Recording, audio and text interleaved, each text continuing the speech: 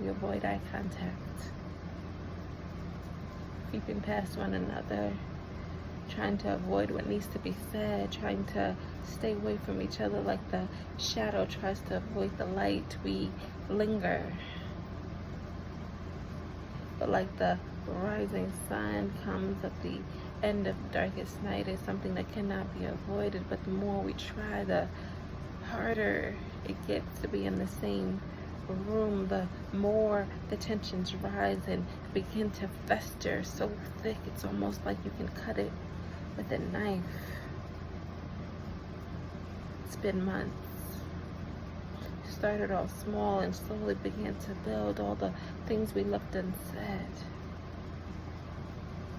Like a mist, it started off just seeping into the foundation and didn't really become noticeable until it began to build, and that which once started out as a mist became a puddle, and that puddle became a lake, and that lake became an ocean, and that ocean is now threatening to drown us. The relationship that once was so strong has been left defenseless because of all the words we refused to say, the conversations that we allowed to dissipate, choosing to avoid those moments, choosing to accept a fake realm of peace so that we wouldn't have to bring up the conflict, so that we wouldn't have to address the elephant in the room, so that we could pretend that it was all good. But by not addressing those issues, we began to allow our relationship to mold like old bread. We began to avoid each other so that we could live in the unsaid. We began to hate each other all because we refused to tolerate each other long enough to be in the same room, long enough to make each other mad, long enough to have the conversation, long enough to address the issues, long enough to allow it to come to the surface, rather than face the issues we knew at hand, rather than get mad at one another, rather than actually be mature and face the issues that were presented in front of us. We chose denial.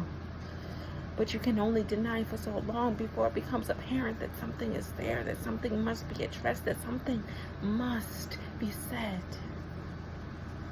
Last night it came to a head and our emotions just exploded, and it was over the stupidest thing, because at that point it didn't matter. At that point, it was anything that would break the silence. The silence was almost like a glass, and it just began to shatter, because in that moment, we could not live in the unsaid. We could no longer just go on getting by with the unsaid. We had to face the issue. We sat down. We stood up. We had loud voices. We expressed ourselves, and it was ugly. It was ugly. That next morning, I woke up with a peace, with a calm, with the resolve that I hadn't known for months, all because it was out there. It was said.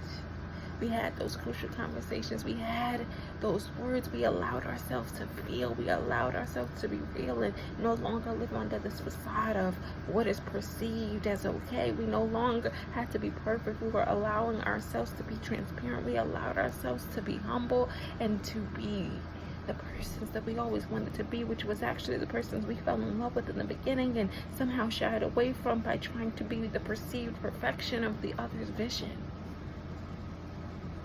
But in our transparency, we found that the truth really lies there. And in the truth, we find our differences are what make us pure. Our differences are what make us attractive. Our differences are the light in who we are. And my light to your darkness to my light is what causes us to blend it. And when we try to hide those things, that's when we begin to deteriorate. That's when we begin to fall like rain and melt like ice. That's when we begin to irritate. So if anything that I've learned to speak my truth, regardless how is mindful, but keeping it silent is not, because the truth in who I am is what must be said, and the truth in who you are is what I need to hear. So rather than living in that fake realm of peace, let's live in the turbulence, because guess what, it may be rough, but we're strong enough to overcome it. Let's live in the said, no longer in the quiet.